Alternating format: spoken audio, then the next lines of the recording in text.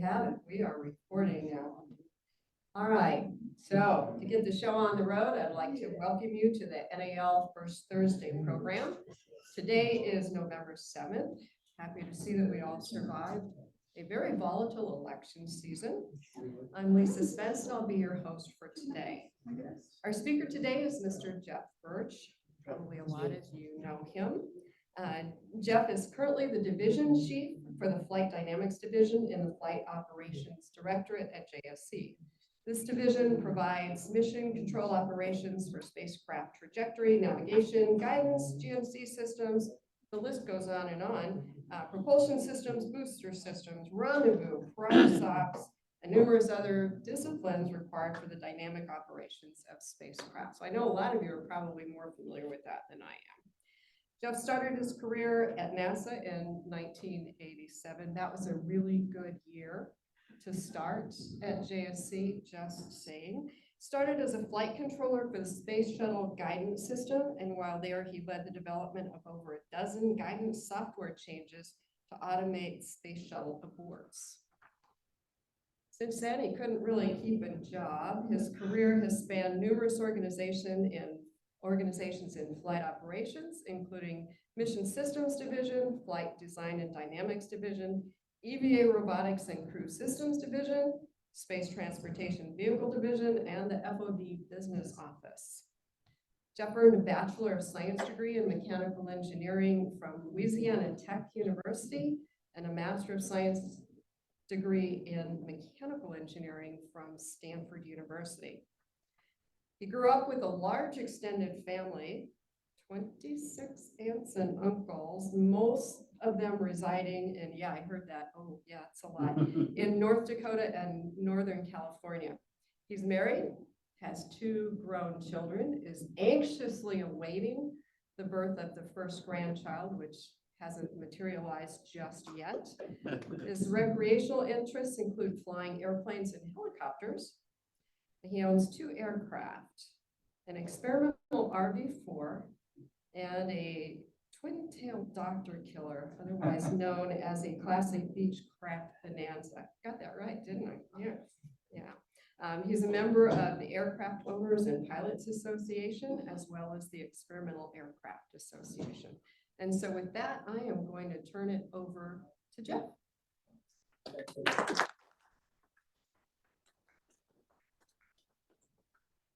Okay, everybody hear me all right? Yes, sir. Great. Hey, it's an honor to be here today. As Lisa said, I see a lot of faces that I recognize, and it really is an honor to be here with you guys today. Actually, I have some notes. Let me get my notes out, make sure I don't miss anything.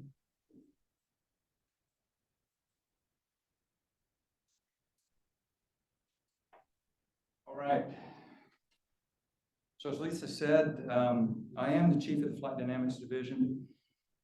I really consider that to be a blessing. I just can't believe it every day when I get to pull into that parking lot at the Chris Kraft Mission Control Center, walk into Building 30. I mean, it literally puts a lump in my throat about half the time I come to work.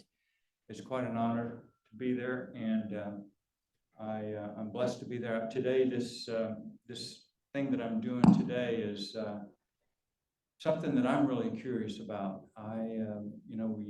We're doing Artemis. It's very complicated. You're going to see that shortly. And I'm thinking I wasn't here during Apollo, and I'm wondering. Sorry, I probably did that. I'm wondering, wow, was it this difficult during Apollo? And how did they do things back then? And so I started doing a little research on that, just for my own edification. And I fortunately have the division that used to be the Mission Planning and Analysis Division. Anybody ever heard of that? So my division has a long history at NASA, dating back to really the early 60s. I was talking to Wayne earlier, and some of the documents in my office, in my file cabinet, you would not believe. They date back to the 60s, signed by really, individuals who flew to the moon and back again. So it's got quite a history, the division does. So, but I'm honored to have in my division some folks who maybe didn't do Apollo missions, but not too far from it. And so they've got a lot of knowledge. And so I talked with them A gentleman named Phil Burley. Anybody here know Phil Burley? Phil helped me tremendously with this, along with some of the younger guns in my division, to help figure out things like delta V's and other parameters that are important to flight dynamics. I'm really proud of the division, and I'm going to show you a video of the division and what it is before we even get started. So Lucy, you want to, and this is brand new. We just came up with this last month.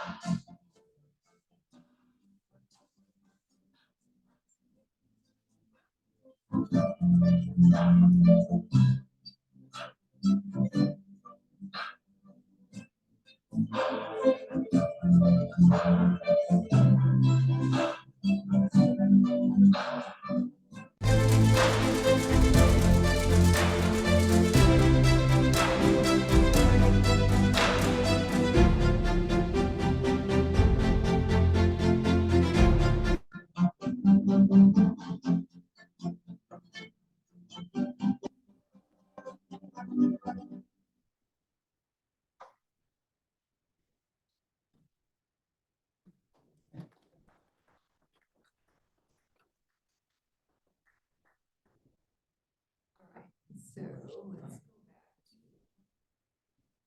PowerPoint presentation.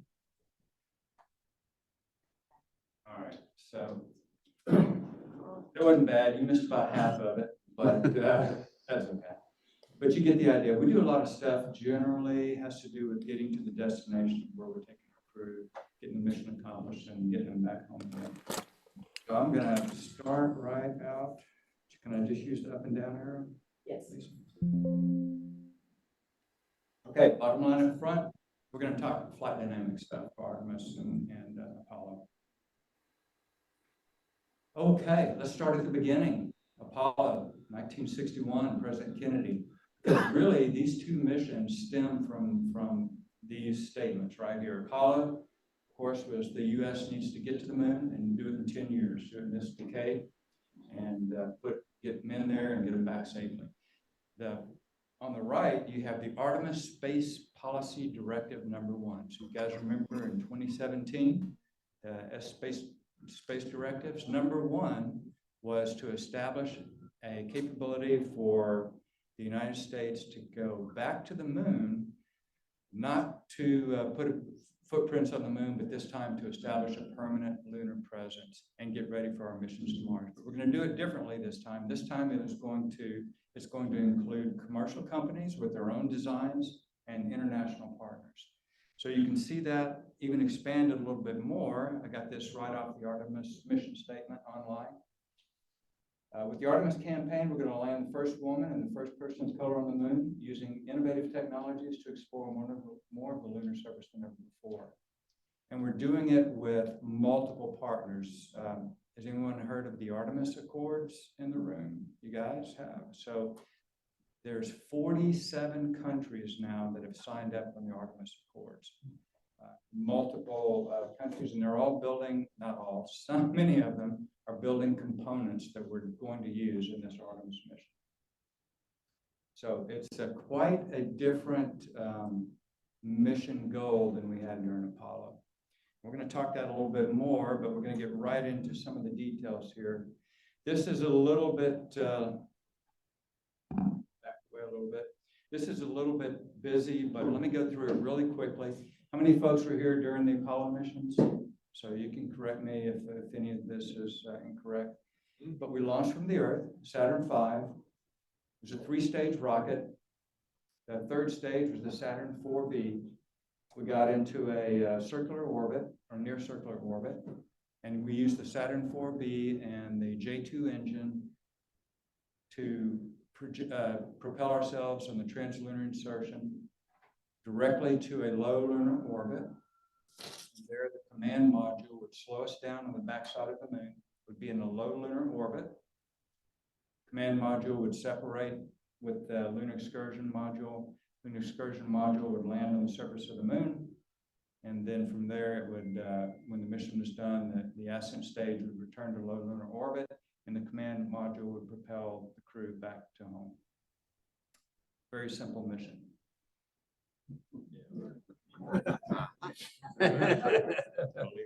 Not in those days. So this is the Artemis 3 mission. This is our first mission and our simplest mission by far. So we're going to get to a highly elliptical orbit using the SLS rocket. And from that elliptical orbit, we're going to use the ICPS, which is call it the 3rd stage of the SLS system. It's going to propel the Orion module to a near rectilinear halo orbit, which is a polar orbit around the moon. It's actually orbiting a Lagrangian point. It's even though it looks like it's orbiting the moon, it's just in a Lagrangian orbit, and the moon happens to be underneath it. It's a very different orbit than the Apollo. It has an apogee of 70,000 kilometers and a perigee somewhere around 2,000 or 3,000 kilometers, I believe. We're going to look at that here in a minute. And then from that orbit, it will do I've got a pointer here. Don't know if it'll work, but from that orbit, there's one spot we can leave that orbit and go to the surface of the moon. And then when we leave the surface of the moon, there's one time every week that we can leave the surface of the moon and get back into that orbit. We're going to talk about why we use this orbit in a little bit, but you can see it's quite complicated. This does not include the dynamics of the vehicle that we actually have to land on the moon with. The Orion does not have the capability to land on the moon. It doesn't have the capability really to get into lunar orbit. It only has the capability to get into an orbit like this. I've got some backup charts for you guys that want to see the delta V costs for getting to the moon and why Orion is doing what it's doing. Okay, so let's compare the vehicles. This is for launch, ascent, staging, orbit. Here's the Saturn V, 360 some odd feet tall. It had the F1 engines, of course, on the first stage, 7.5 million pounds of thrust with 5 F1 engines. Had capability to deliver almost 50 metric tons to a low lunar orbit. The SLS, right now we're using SLS Block 1. Block 1B is here. The difference between Block 1 and Block 1B is this uses the ICPS, and this will use an upper stage that they're calling the exploration upper stage, the EUS. The ICPS has a RL-10 engine, and that engine has 20,000 pounds of thrust approximately. Wayne says that's right. Compare this to the J2. That thing was over 200,000 pounds of thrust, 240,000 pounds of thrust. So the ICPS is quite anemic as a vehicle to actually get into a lunar orbit. The EUS is uses the same engine, uses the same RL-10 engine, but instead of just one, I believe it's going to use 4 of those. So it will have around 100,000 pounds of thrust total, still much less than half of what your Saturn V had. And it's still not quite the kind of engine configuration you need to get to a low lunar orbit. So we're still going to be using the NRHO, but with that engine, we do get significantly more performance to the moon. See, is there anything else on here? Another interesting thing is launch opportunities. The Saturn V had a 36-degree launch azimuth, plus or minus a few degrees. With SLS, we're going to have 46 degrees of launch azimuth capability. But that's not really the rocket ship. What that is the fact that we have communication now through TDRS and other. This was constrained because we had to have a ship downrange to do the downrange tracking once we got out of sight of the land from Florida. So this constrained this launch range azimuth to what the ship could see from where it was positioned out in the Atlantic. So once we release that constraint, this is our full launch azimuth capability. So we've got a little bit bigger launch window with the SLS than we had with Apollo. Okay. I'm going to go pretty fast here. I know I got a lot of data on these screens, so I know y'all are going to have questions at the end. That's what I really look forward to, is the questions at the end, frankly. So, okay.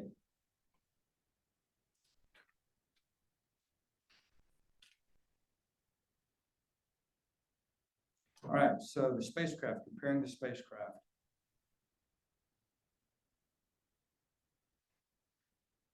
So the spacecraft are quite different. Here's your Apollo Command Service Module. Here is Orion.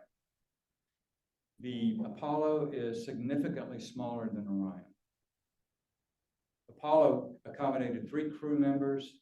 It had 14 days of consumables and no provisions for a galley, a restroom, and those kind of things.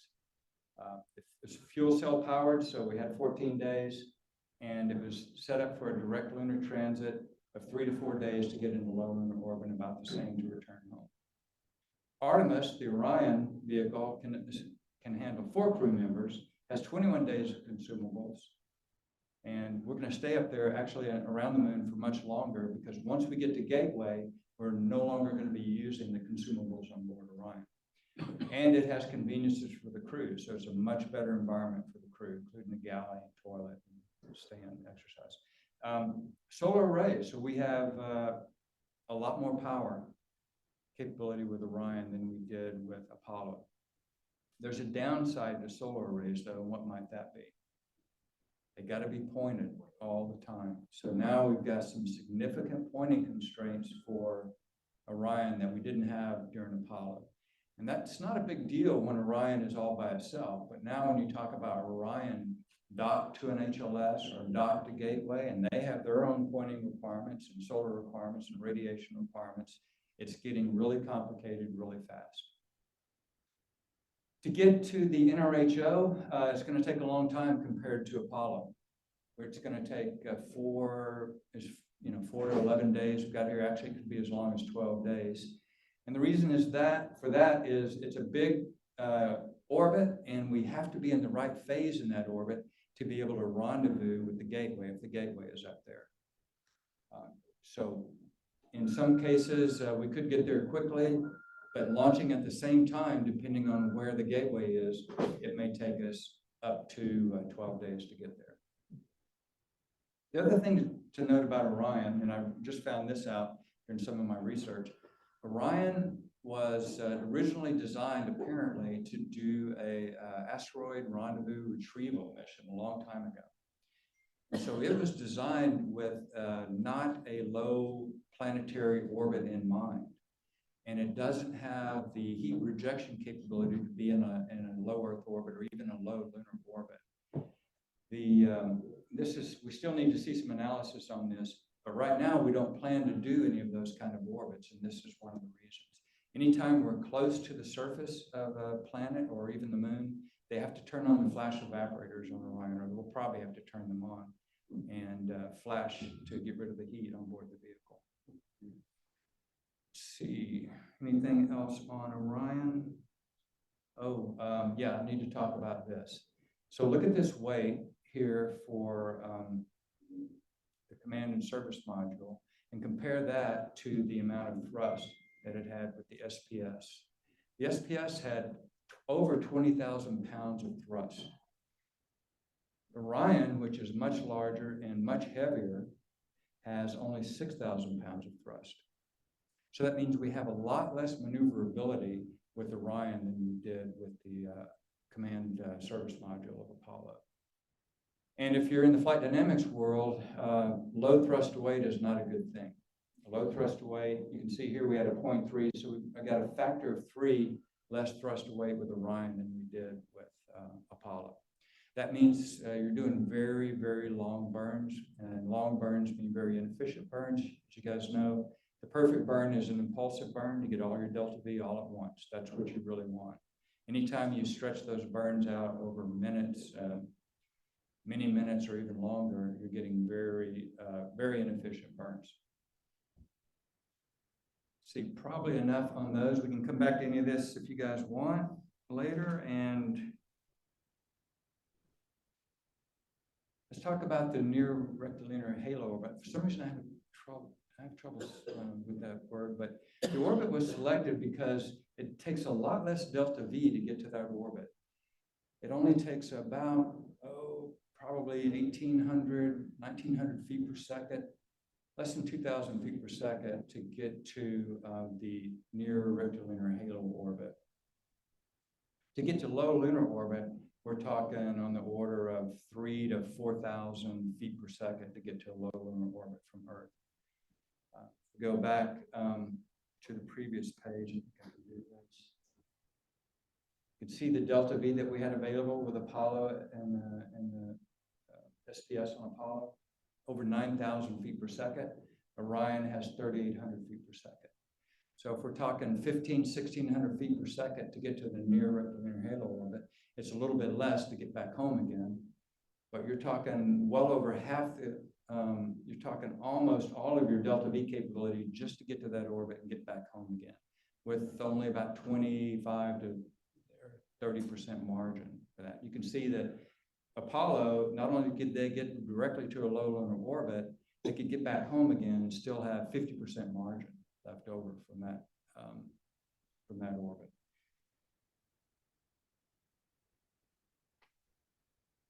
But once we're in the orbit, it's very, very easy to maintain that orbit. Only 1 or 2 meters per second per year to maintain that orbit.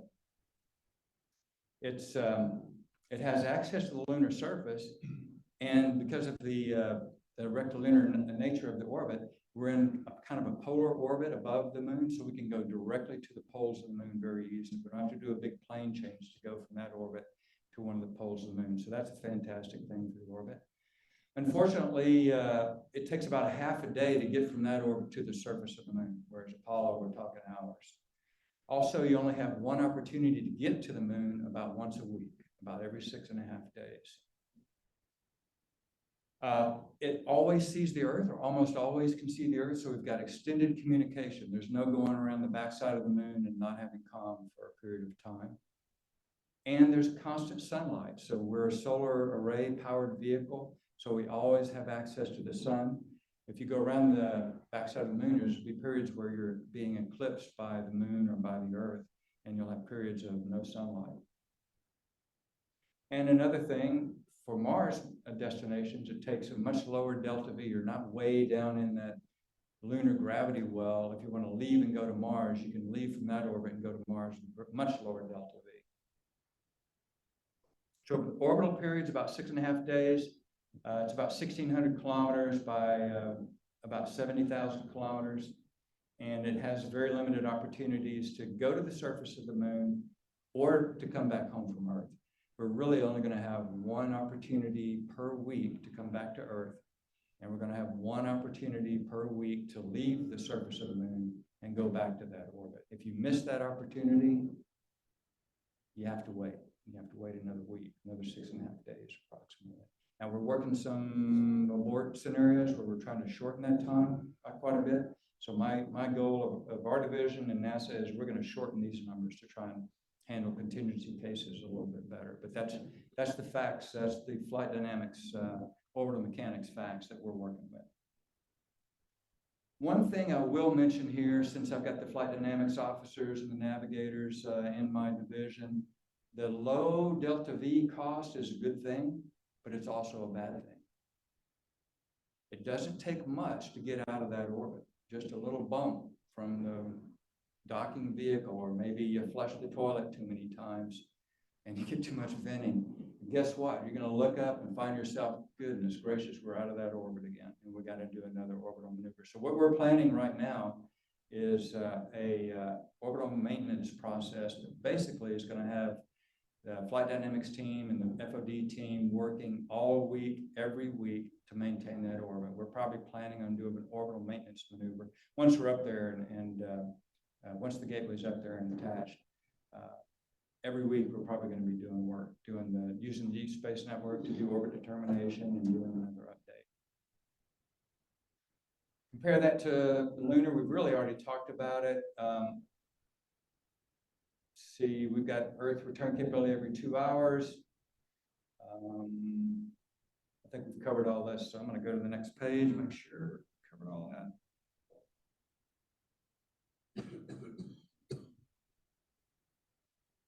All right, so this is a comparison of those two orbits. That is a polar low lunar orbit. We call it a global LEO.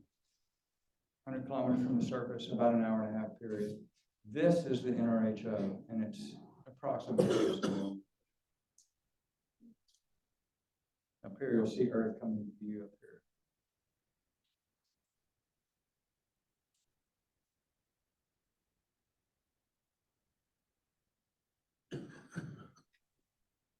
Okay, so getting to that orbit from the Earth, we launch, we do a trajectory approximately like this. We do a close flyby of the moon. We use the moon's gravity to turn us into the NRHO. We do another burn right here, the NRI, the near rectal inner halo insertion orbit maneuver. And then when we are in now a 6.5 day period, when we're ready to come home, this is the spot where we need to do a burn to come home. And we do a burn here, the NRD, departure burn. We come back by the moon and we use the moon's gravity, whip around and come back to Earth. Does anybody see any issues with this? So while we're doing this burn right here for a period of time, a scary period of time, guess what? If something happens during that burn, you're headed to collision course with the moon. So it's, you know, we'll be working this. We're gonna try and minimize the risk of doing that burn, but it's really the only way we can get back home. The other thing is this, I mentioned this earlier, this trajectory here is at a minimum probably 4 days, but it could be much longer, because where the gateway is, and we'll talk about the gateway in a second, but where the vehicle is that's in the future is going to be the HLS, the Human Lander System, or the gateway. Where that vehicle is, and the true anomaly of that vehicle in this orbit is going to determine how much time we need to get into the proper phase angle for the near rectal inner halo orbit. So it's making the launch window calculations very complicated. And we're working right now on trying to simplify that and give us more capability. Also here, coming back, we want to be able to get the crew back to Earth in about 5 days. And that's to prepare for contingencies, right? So if something were to happen with Orion and it would lose pressurization, kind of a worst case scenario, the crew's going to be in their suits from then on. And they're telling us that the crew can stay in the suit for about 5 days. And at that point, their lives are at risk. So we've got to figure out ways to make this return in 5 days or less. Right now, the 5 days is really highly constrained by, we're landing off the coast of San Diego. And that's our landing spot. And we're targeting that landing spot. There are some orbits where we wouldn't have capability to get to San Diego. So we'd have to, in theory, wait a whole nother week to come back to get an opportunity to San Diego. So we're working right now to try and eliminate those cases too. We've got a lot of work to do, more to come. Jeff, what's the orbital period? 6.5 days. Okay. Yep. I think I've covered this. This is just kind of zoomed in on what we showed before. Probably ought to look on here. Folks online aren't seeing my face. So. Hey, this is interesting. This is our lander. So what's different about Artemis and Apollo is we didn't design the lander to go to the surface of the moon. It's a commercial company that's doing that. It's their design. And we've got two companies doing that right now. I'm just showing the SpaceX version, the human lander system. This is called the Starship. And Phil actually made this drawing for me. I said, gosh, how big is that thing compared to the limb? Well, if you can look very closely, right there is the limb. And here's the Starship. And right here's the excursion vehicle right there. And this is an astronaut right there, about the size of my dot on my pointer. It's a big vehicle. It's, if you set it next to building 1, it would be 20 feet or 30 feet taller than building 1. Looks like the one from the Martian. Yeah, does it? Okay, maybe that's where they got the idea. It's their design. It's SpaceX's design. It's not NASA's design. You'll see another picture of the competing design with Blue Origin's Blue Moon in a second. But it's a very capable rocket ship. It's much larger. It has much larger diameter. It's got a much bigger habitable volume. I wasn't able to find that number. It's got a lot of payload capability. Probably could use it to deliver payloads to the surface of the moon. The launch weight of this guy with the Super Heavy is, I got this off the internet, 10 million pounds of this vehicle lifting off from the surface of the planet. It'll take 2 to 4 crew. It can stay on the moon easily 6.5 days, and the goal is to get over a month of capability on the surface of the moon. It has 6 Raptor engines. Each one of those engines is over 600,000 pounds of thrust. They won't use all of those, of course, to leave the moon. It has a pretty decent ISP because it's a cryo system, and it's got a lot of delta V. Frankly, this is my opinion, it's kind of overbuilt for a landing on the moon. It's a lot of rocket ship, but you know that's what we've got. That's the HLS that we're working toward. It's SpaceX has other plans for the Starship, and that's really their goal, is to build a multi-purpose rocket ship, Starship lander that can do multiple things. Compare that to the Apollo, 2 crew. Had 3 days of consumables. The batteries would last about 3 days, and they could get to the surface of the moon about 4.5 days after you launched from the surface of Earth. Over here, our mission is much more complicated. We're going to have to get to the NRHO. We're talking 5 days. It's going to have to loiter and wait for the Orion to show up, and that could be up to 90 days. If it gets past 90 days, it's questionable what the Starship's going to be able to do, because they're worried about boil off. It's a cryo system, so it's boiling off. They're going to be docking with Orion. It'll take about 5 days and then go down to the surface. So from the time you launch to the time you get to the surface of the moon could be over 100 days. And hopefully less than that. Hopefully we'll be able to get Orion off quickly and get up there and meet with HLS. So you can see some of the complexities that we're dealing with. Anything else on the lander? What's the concept for getting the crew Can up? we hold the questions, please? Yeah, man. Okay, I want to throw this in there. You saw this picture before of Apollo, Saturn V, Block 1, and Block 1B. So Phil put this here showing the Saturn V, the Starship Heavy, Super Heavy, and then the space shuttle. So I was blessed to be able to see the Apollo 11 launch. I was just a little kid. I don't remember a whole lot about it except being on the causeway and jumping up and down on the roof of my dad's Pontiac Catalina and him yelling at me for doing it. But I was there to see that, and it's probably the reason that I'm here today. It made such an impact on me and my life. I could not believe that human beings actually did that. So I also, when they were going to launch the Starship Heavy and try to catch it with the chopsticks, I made sure I was there for that. I was down there on the South Padre watching that, and it was unbelievable. I got the same chills I got when I saw the Saturn V take off. It was like, can human beings actually do this? This is unbelievable. One other thing I'd tell you about that is the sound was completely different. So I don't know if you guys, how many of you guys saw a Saturn V launch? Very loud, very low frequency, extremely low frequency. In fact, I can remember standing on the roof of the car. I didn't hear anything, but the car began to shake, you know, about 15, 20 seconds after launch. And it was about 10 or 15 seconds after that when I actually heard the sound with my ears and felt it in my body. Very low frequency, and that's because the sound was traveling faster in the water. I figured out years later, it's traveling faster in the water than it was the air, so that's why I felt it before I heard it.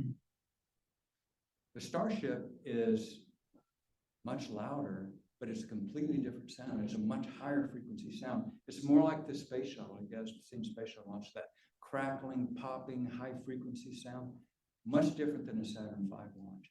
And I've been asking my guys, why is that? Why is the sound so different? And what I've come to think is the size of these engine bells. You could probably put 5 Raptors are the same size as the SSME as far as the engine bell. You could probably put 5 or 6 of those inside one of those F1 engines. So like a snare drum versus a bass drum, I'm thinking maybe it's just the sound generated by those larger engine bells is creating a lower frequency. I don't know if anybody knows anything on that. I'd be happy to see if that theory is correct or not. But it was quite amazing. I'd love to hear an F1 again, by the way. Those were awesome. Okay. All right.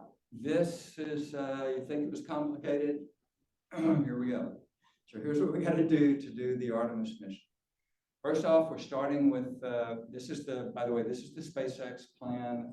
The Blue Origin is a completely different plan with their Blue Moon lander, but it's actually similar, so there's a lot of similarities.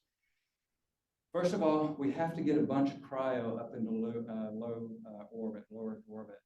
It's going to take about, they're going to launch a fuel depot up there, and they're going to launch probably on the order of, and I don't know this number, but it's going to be in the order of 15, 16, 17 launches. We can talk about that if somebody knows more, but it's going to take a lot of launches of the Starship to be able to fill up the fuel tank of the depot. You can see the difference. This Starship has no fins on it. It's just to stay in low lunar orbit permanently. These Starships have fins on them, so they're designed to return to the Earth, enter the Earth's atmosphere, and land on the surface of the Earth. So they're going to have fins on them, and they're going to have landing gear on them to come back down, get refueled, and take it back off again. They're hoping to be able to do 2 of those a week, maybe more if they're using both the Boca Chica and the KSC launch site. This is a different Starship here. This is actually the HLS version of the Starship. No fins on it, but it does have landing legs, and it's the Starship that's going to go to the moon. The plan right now is to do some number of these propellant fills to launch the Starship, have it go over to the fuel depot, fuel up, at least partially. It's going to undock. They're going to launch a bunch more of these, fill up the depot. Starship's going to come back and get topped off. And then as soon as it gets topped off, it's going to zoom out to the moon and get to that orbit around the moon. As soon as it does that, we're going to launch the Orion on the SLS. And then the Orion is going to go out to the orbit, meet up with the Starship. The crew is going to, this is not to scale, right? If this was the actual size of the Orion, the Starship would be off the page over here. It's going to be quite dramatic difference in size. But the crew's going to transfer, 2 of the crew's going to transfer to the HLS Starship, land on the surface of the moon, do 4 EVAs, is approximately the plan right now, and then come back and dock with Orion, and Orion's going to return them to Earth. So that's the very first Artemis mission with crew on board. Artemis landing mission.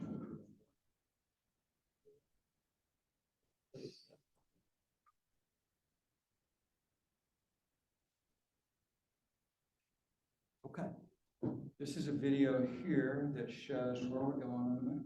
Here's our Apollo landing sites. How do I make this thing go?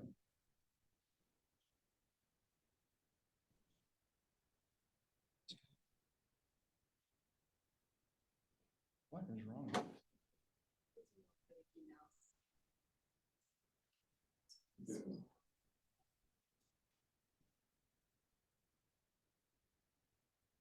There it goes. There's the South Pole.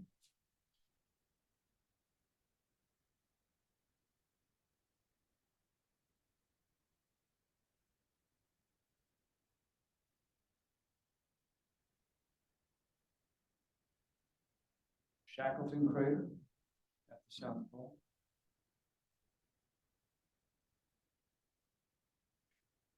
And now the video is going to give you a feeling for what it's like on the South Pole of the moon as it goes through the seasons of the moon.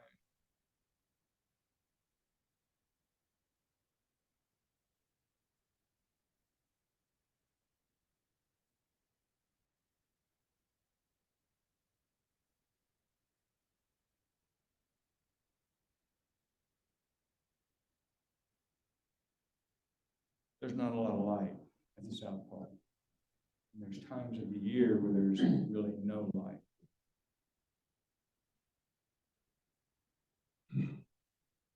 They're developing vehicles to traverse the South Pole that are based upon solar arrays. Just saying what could go wrong.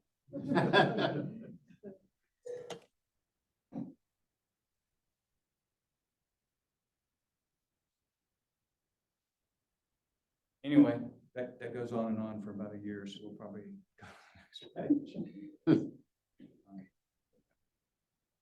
All right, coming back. Very similar in that we're coming back for a water landing. Of course, we used a carrier fleet back in the day of Apollo. Now we're going to be using a well-deck ship from the Navy.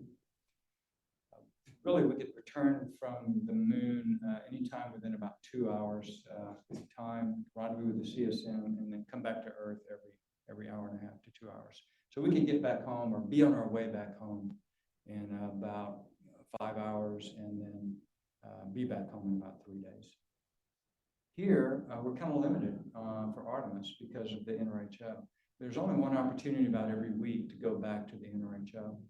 And so we're going to have to wait. If they need to leave the surface of the moon, unfortunately, they're just going to have to wait until that opportunity comes. And then when we come back, instead of doing a direct entry, we're going to do a guided skip. And we did that on Artemis 1. It worked well. It gave us 3,000 plus kilometers of ranging, nautical miles of ranging capability. It's really good. And it gives us a lot of capability to be able to get to weather alternates. We're still working the solar, the heat shield problems that we had on Artemis 1. Probably for the next mission, we'll I don't know what's going to happen for the next mission. That decision hasn't been made yet, but we may be constraining our ranging capability for Artemis 2 because of the heat shield if they go with the current heat shield, in which case we won't have this kind of weather divert capability for Artemis 2. So that's TBD.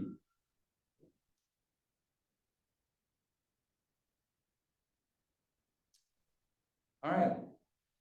What is going to be up in the NRHO all the time is the Gateway. It's our new space station around the moon. So comparison here, Gateway to ISS, the volume to ISS, the crew, short periods of time, a couple months, 7 crew continuously on ISS, and we've had many more there. Power, we've got a lot more power. Actually, not a lot more. We will have a lot more on board space station once we get the new solar arrays. Gateway is going to stay up there in the NRHO all the time. We're going to maintain it. It'll be quiescent during most of the year. So it'll only be utilized for about 1 month out of a year. And there are many partners working with NASA to build the components of the Gateway and get them up into that orbit.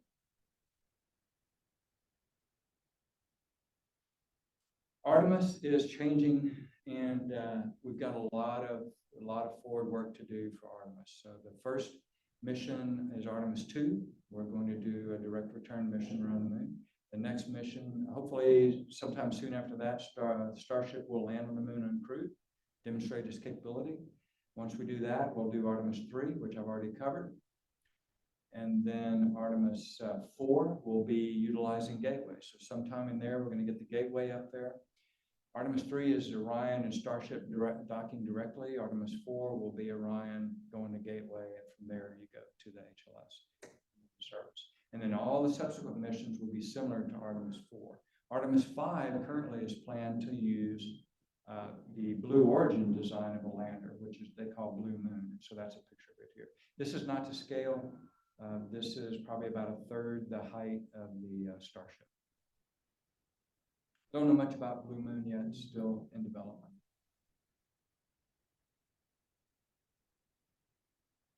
So this is just a summary of data that we got off the internet comparing Apollo to Artemis. You know, Apollo was extremely successful. The goals were to get to the moon, get boots on the moon within a decade, and we did that. It cost a lot of money. It cost about 4% or more of the annual budget of the United States to be able to do Apollo at that time. And this is Phil's number, not mine. He believes it was about $217 billion. I don't know, I haven't looked at that. But it's enabled great capability for NASA. We used surplus hardware to do other missions other than Apollo. And we spent that money on infrastructure that we're still using today. The Mission Control Center and Launch Control Center, and Launch Pad. Launch Pad 39A is now SpaceX's, and which, you know, that's our historic Apollo launch pad, but now we're using 39B. Artemis is quite different. It's a much bigger project. It's much more complicated. It has a lot more players. It's hopefully not going to cost as much as Apollo. We'll see over time how that works out. But the goals are quite different. We're going to establish a permanent presence in cislunar space. So any of you gals who are project managers when you were here at NASA, what are the 3 things you control with the project? Cost, technical, and schedule. So let's compare those for these two missions. The cost for Apollo was whatever it took. The technical was whatever it takes to get an American boot on the moon within the decade. And the schedule was we had to get it done in 10 years. So that was really clear. Artemis is very different. The cost is constrained to what NASA's budget is. Our budget has not changed dramatically in a long time. And we're probably not going to get a whole bunch more funding to go do Artemis. And we've got a bunch of other things that we didn't have during Apollo, deep space and other robotic missions that are going on that NASA spends money on. So the cost is very limited for Artemis. The technical is whatever it takes to establish a presence in cislunar space, utilizing all of our partners, international partners, and our commercial companies providing the capability. And the schedule is whatever it is, however long it takes to get that done. So it's quite a different mission than Apollo. And it was only after reading through this and understanding that do I see why people are asking me, why haven't you landed on the moon yet? What's going on? You know, when we started the Artemis in 2017, the goal was to land on the moon September of this year, October of this year, and we're not there yet. But there's good reasons that we're not there, and the schedule is not the driving force. All right, so that's really it. Here's all the references. I got lots of backup material. Here's all the space policy directives. Interesting here. Number 4 is what created the United States Space Force. Here's what it takes the Delta V to get to the moon. And here's some of the design trades for establishing the NRHO orbit. So that's it, Lisa. That's all I have. All right, well, thank you very much.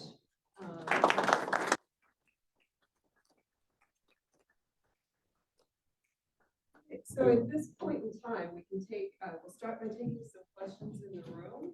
If we have questions in the room, all the way in the back, they're gonna have to yell it out. All right, I'll talk loud. On the options for getting the crew from on the SpaceX concept, from the command module to the ground to the surface and then back up, what are they?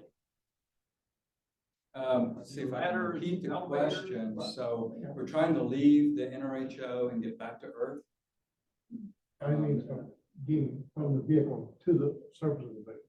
From The Starship, how do to they the get on surface the of the vehicle. Starship onto the surface? It is an elevator. Oh, I got you, I got you. So, yeah, the cruise 100 feet. Window washers work, Yeah. that's the concept. Yeah, got you. Yeah, it's outside. You open the door, you got a cradle with some Okay. bogan arms that stick out and looks like window washers going up Yep. and down. That's it. That's the current plan. It's a winch. We're just gonna winch them down to the surface on a little platform. So the question was, how did the crew get from, 100 feet up off the surface down to the surface of the moon? It's a very simple elevator design. Will GPS provide navigation information for the entire mission? No, no. Once we get out there, outside the range of the orbital range, orbital altitude of the GPS satellites, they're not going to be much help. Now, there has some studies, some of our engineering folks and some of our folks have looked at some studies of using the GPS on the sides of the Earth that we can see all the time. Maybe use those, but that's just an idea right now. Right now, we're the orbit determination is going to be done from the ground, just like Apollo was. So at least initially. Now there are plans in place to build a pointing, navigation, timing system around the moon called Elkhorns. So that's in work, but it's going to be many years down the road before that capability stood up. Back here. Yes, you have that 6.5 day period for the orbit. How many cycles or opportunities do you protect for returning back in case there's an issue either on the lunar surface or at the gateway? And then how would that trade with the consumables necessary versus other architecture elements, or approaches for different rendezvous locations? Okay, very good question. So the question is, we're in the NRHO or we're on the surface of the moon and we want to get back home. What are our opportunities to do that? So and then what are we working? Well, we're not working any alternative orbits right now. The NRHO is what we got.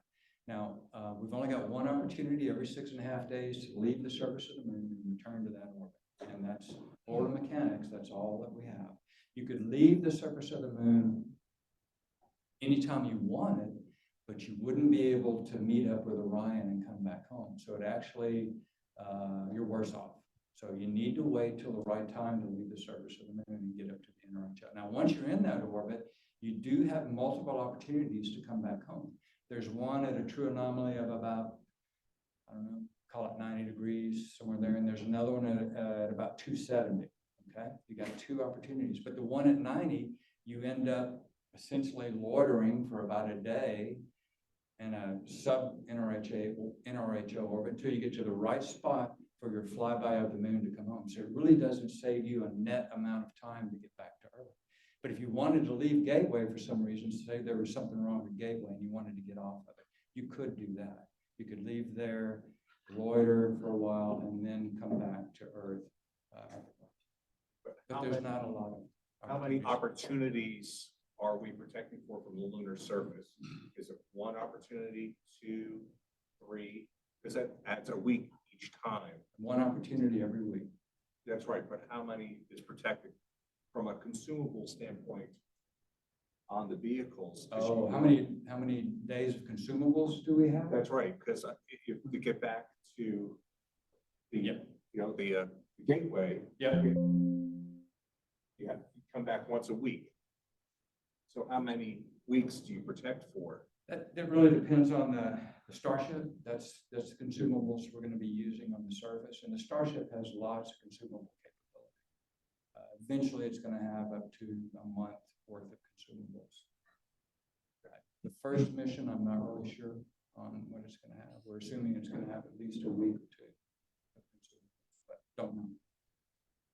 If that's your question. What about your schedules? supposed to be September of 2026 for Artemis 3, right? What do you think it's gonna be? That's not my department. That's. Okay, Okay, he said he's wondering, when is this all gonna happen? And my answer is, I don't know. That's way above Flight Dynamics pay grade. And they'll tell us when we will have launch windows available for them. And we're doing some things right now to improve the size of the launch window, or the duration of the launch window for the program, to give them more opportunities. But yeah, when that's gonna happen, I wish I could say, I just don't know. We're waiting on a lot of things, right? We're waiting on the Starship. It's got to demonstrate its capability. And we've got to figure out what to do on the heat shield for Orion to do the next Artemis 2 mission, which is the flyby of the moon. And that decision, I believe, is going to be in November. I would think sometime this month. The program manager is going to make a decision on what we're going to do with Orion. We're either going to fly the heat shield that is already installed, which may have some of the same issues that they had on Artemis 1, or we're going to have to replace the heat shield with a newer design that eliminates the problems that we saw with Artemis 1. But that decision hasn't been made yet. And that's going to determine when we do Artemis 2, and then it has a ripple effect on Artemis 3 and subsequent. So a long-winded way of saying, I don't know. When do you start training? What are you training on, and what's your approach to training? Yeah, good question. The crew has been in training for a long time already, well over a year. The crew's been in training. In fact, I'm proud to say that the first class that we taught the Artemis, that was taught to the Artemis 2 crew, was done by one of my guys, Dr. Josh Fogel, and it was what you just saw. It was the orbital mechanics of getting to the moon and back home again. So they've already started, and it's in work. We're doing it every week. You got a simulator then, it looks like? Yes, there's simulators. Yeah, we've got multiple simulators. Back in the back. What are the requirements for the first landing site? Like location, surface characteristics? Yes. At the last I heard, once again, not my department, but last I heard, there are down to 9 final landing site selections that I've heard of. They're narrowed it down to 9. They're all, of course, at the South Pole region. None of them right next to Shackleton. Most of them are well away from the actual Shackleton crater to South Pole. But I don't know. And selection, yeah, it's just locations, science, elevation, instructions. There's all sorts of things that go into that. Is this the first Starship is going to land at the South Pole? Yes. Really? Yes. Well, the first crewed Starship is the plan to land at the South Pole. The first Starship landing The uncrewed one, I don't know. It's really SpaceX's decision. Maybe South Pole. Don't really know. Over here. How level does that surface have to be for it to land and not tip I think the number I've heard is, the question is how level does the surface have to be? I think it's 7 degrees. So we can talk a lot about that. But they've got a plan if the Starship begins to tilt to immediately abort and get off the surface of the moon. If it begins to tilt, if it goes beyond 7 degrees, or if you put one of the legs down in an area that there's a hole or a boulder or whatever. That's a really good question, and the crew, and we are very concerned about it. The crew wants to have the capability to evaluate the landing site carefully before the final touchdown. It's difficult to do with a vehicle like that. Is it all automatic, or is it Yeah. like Armstrong had to fly around? Right. It's all automatic. It's all automatic, but we're working really hard with SpaceX to get some capability for the crew to be able to intervene in the automation if they feel that it's necessary. One thing I'll talk about really quick, because I didn't mention it before, and I think it's important. What fuel did we use to get out to the surface of the moon and back off again? Hypergol. Hydrogen. And That's hypergol. Yeah, hypergol. And why did we pick hypergol? Horrible. Durable, they don't boil off. And it's gonna start. And all you have to do to get them to burn is mix them, and they go. What are we using on the Starship and on Blue Moon? Methane. Cryo, it's gonna be cryogenic propellants. A lot more thrust, a lot more ISP, and it turns out, in talking to some of them, they need that to be able to get off the surface of the moon and back to the NRHO orbit. They need more delta V capability than Artemis can provide. So they're going with cryo. The problem with cryo is, you guys have already mentioned it, there's boil-off problems. So that means you're time constrained. Once you leave, you're time constrained on when that mission has to get done. What's the other problem with cryo engines? If you desperately need them to work, they're complicated. They won't run unless they're in the start box.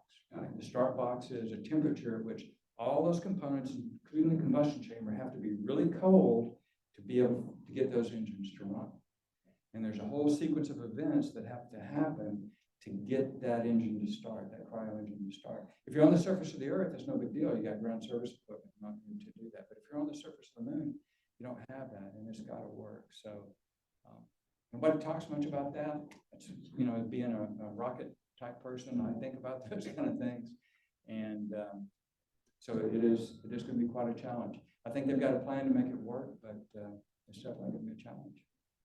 Okay, wait, hang on just a second. We're We done? had, no, we had a question from the online audience, and so we're here. So the question that we had, it was in chat, and James Ortiz is asking for a brief description of what the issue was with the Artemis 1 heat shield. And I know that's not your department, but if you can share anything that you know. Okay, well, in my department, I'll take a little bit of a risk here. Maybe somebody in the room that could talk more to that. But the heat shield charred up, which is the right thing. That's what we expected it to do. Got a surface of carbon on it. And unfortunately, that char began to crack, and some of that char let loose, exposing the lower layers of the heat shield that we didn't plan on that happening. So that's the problem, is the pieces of the heat shield were coming off during entry, and very simply. And so they've done a long program of testing to determine what the cause is for that, what caused that. And it's, and I'm going to say once again, very simply, not my area, there's pyrolysis gases that build up when you convert that material from AVCOAT into char. And those gases need to be released. The design of the heat shield was such that some areas of the heat shield weren't very porous, you might think of it. And so the gas got trapped. And that increased the pressure and eventually contributed to those pieces of the heat shield coming off. So once again, I think the answer is they're building heat shield material. They're redoing it, still using AVCOAT, but they're going to design the tiles for the heat shield such that they're much more porous, and they don't have that problem with the gas building up and release. Okay, questions from the room? One more. In Apollo, to thermally stabilize the vehicle, they had a barbecue mode. Since you've got all these pointing constraints, or what are you gonna do about that? We're not gonna be able to do that. So, yeah, so thermal is a real issue. I think I mentioned before, Orion is, it's very thermally constrained and it's very power constrained. So we're gonna have to be very careful of that. I think they're planning, when they do the Paralune close to the moon, they're actually gonna fire flash and backbreakers during that period of time in case it becomes, and then turn them off again later on in the orbit.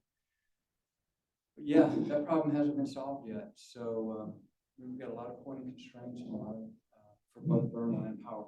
And imagine Gateway is going to have its own needs for power, and HLS is going to have its own needs for power and thermal, and all that's going to have to come together, and we have to figure that out.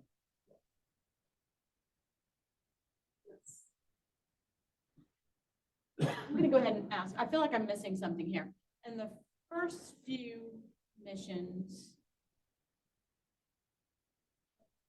for Artemis, it goes up and then Orion docks with Starship, and then Starship goes to the surface. Is that correct? And then Correct. Starship comes off the surface, Goes back to Orion. go back to Orion, and off you go home. Yep. Okay, in the future, Gateway is gonna be sitting up there. So is Orion gonna hang out on Gateway? No. Okay, It's right. a And little then- complicated, but what I'm- I'll give it to you and see if this answers your question. Gateway's gonna be up there. The whole mission sequence that I showed you for Starship, this mission sequence, they're gonna do a bunch of launches. They're gonna fill up their tank. They're gonna launch the Starship into the NRHO. It's gonna wait there. It's gonna loiter. Got this line up here says loiter. It's gonna stay up there. They believe they can support up to about 90 days of water capability as the cryo blows off. So somewhere in that 90 days, Orion is going to launch and go to the gateway and dock with the gateway. And it's going to wait there for the Starship to come to the gateway and dock with the gateway. And then the crew's going to get out of the gateway and get into HLS. HLS is going to go to the surface, come back, get back to the NRHO, dock back to the gateway. They're going to get in Orion, and then they're going to come home from the gateway. And then HLS is going to go do what it's going to do. Do you have a picture of the Starship thing compared to Gateway? Because it looks, Ooh, yeah, that would Big have been honkin'. good to add. It's unbelievable. Yeah. so is Gateway's gonna be big to have? Gateway is small compared to our Starship. So when the Starship is Gateway docked, was- it's very likely that Starship is going to be the providing attitude. Is gonna be providing, I can't, Attitude control, pointing, attitude control, so that hasn't been worked out yet because the thrusters on the Starship are very large. And if they happen to fire one at the gateway, it could be bad. So Okay, we so- need to work all that out. all right, so that, I had the weird picture of little Gateway with big honking Starship coming, Yep. docking, and I was like, all right. What could possibly go wrong? Yeah, exactly. That's what I was thinking. It's complicated. All right. We got to work that out for us for sure. Does the Starship launches first before the Orion will launch? Is that Yes. correct? Yeah, we don't want to put our crew at risk basically until everything is ready to go. And Gateway's up there, Starship is up there, everything's ready to go before we launch the crew. Are they reusing the HLS? Because it's kind of missing on this diagram. What happens to HLS post? Is it disposed of? Or is it reused? Does it come back to Earth, get refueled? I think those options are still on the table, but I don't know the answer to that question. Oh, sorry, the question was what happens to the HLS after it undocks the gateway and the crew comes home, and the answer is I don't know. It's most likely they're going to dispose of it, heliocentric, I would guess, but I don't know. It's most likely going to use all of its fuel to do the mission, and then it won't have to come back home. That takes a big delta. Over here, you have one, or is that yours? Just got it. Okay. Okay, any other, I was just checking for the online questions. Any other questions in the room? Come on.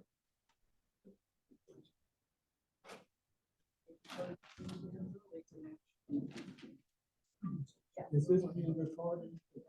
It is being recorded. Yes, be careful what you say because the microphones in the room are active. Jeff, generally, what sort of aborts do you have in this overall plan? What are the abort options that you're working on? Is that an easy question? I don't know. Well, there's not a lot of, it depends on the abort, right? Obviously, you know, like during landing, what is the abort opportunity? We've got lots of abort opportunities if something were to go wrong as we head to the surface of the moon.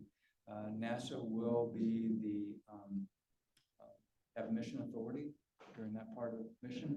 So even though we're on the crew's on the SpaceX vehicle, the mission authority will reside to NASA whether to proceed to the surface of the moon.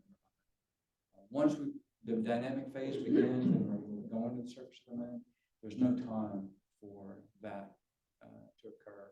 And the aborts are really going to be very fast, most likely, and SpaceX is going to be making those decisions, but we'll work all those board opportunities out well before the mission, depending on the failure scenario. From the surface of the Earth, from the surface of the Moon, there's very limited capability to abort and come back to Earth for contingencies. It's just the nature of you got to go back to the NRHO and then go back to Earth. So. For getting back to the Earth from the NRHO, we're working. I wouldn't say we're working it. We're conceptualizing opportunities to increase that capability to get back to the Earth from the NRHO, and then we're also conceptualizing opportunities to leave the Earth to get to the NRHO. More launch window, more capability to do that because it's pretty constrained right now.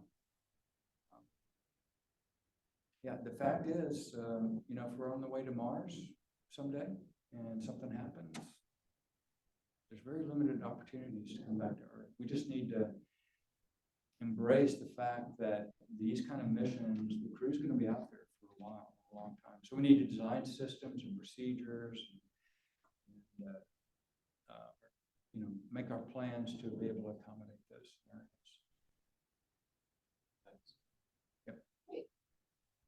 Any other questions? From a standpoint of responsibility, then, do you have end-to-end responsibility on a crewed mission? Well, it depends on where you put those endpoints. That's just to be worked out, but having spent a few years working with SpaceX, I can probably bet there's going to be probably some negotiation between us and SpaceX on who's doing what when. HLS, it's going to be their responsibility to get the Starship into the right orbit, right? That's going to be their responsibility. At some point, when the crew's on board, that's when we're going to need to talk about the flight dynamics part of it and who's in charge of what, who's making the decisions at that point. They've agreed that mission authority, once the crew is on board, is NASA's responsibility. Now, what technically goes on in mission control or in the back rooms, TBD. We're doing all the right end to end. In fact, I call Artemis 1 was really the flight dynamics mission. Right? There's no crew on board. We didn't have life support to worry about. We just needed to see if we could get off the Earth, get into a distant retrograde orbit, get out of that orbit, and get back to Earth and land where we planned to land. So it was a flight dynamics show for Artemis 1, and it worked fantastic. The vehicle performed fantastic. I tell my pointers, you know, a lot of their job was to answer requests. Hey, could we see the moon? Could we see the Earthrise with the moon in the foreground? Could we see all this? And so they worked their tails off to make that happen. And really, those visualizations of Artemis 1 made that mission. What we saw here on the ground, those amazing views of the surface of the moon and the Earth in the background, that was all the navigators and the pointers making all that. You know, with the rest of the team, you need comm, you need cameras and all that. But an amazing mission. I was so proud of those guys. That's one difference, because in Apollo, a lot of that was serendipity. Well, you know, there was some serendipity here too. You know, people thought of things at the last minute, which made a lot of work for our guys. But they did it. They stepped up.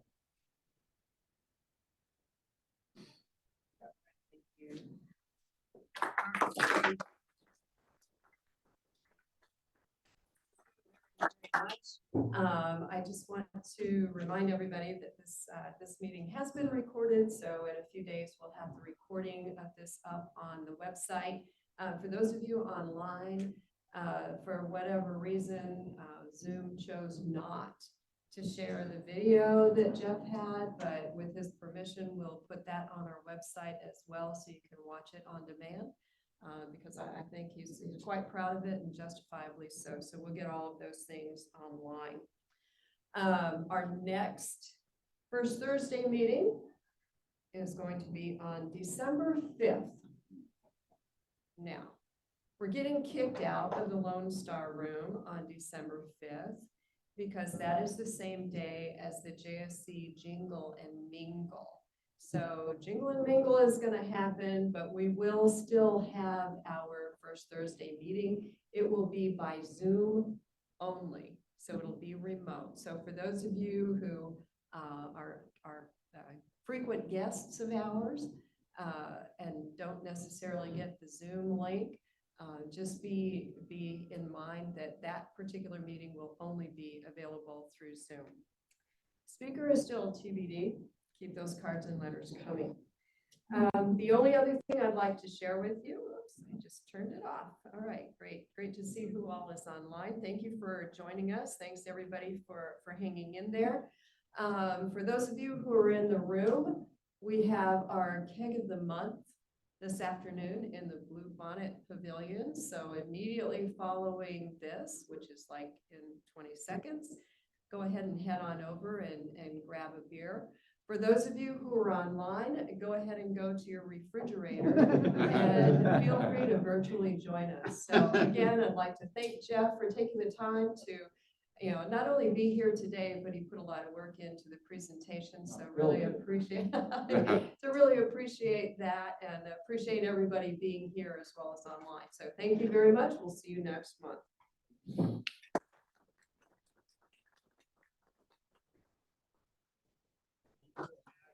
Yeah.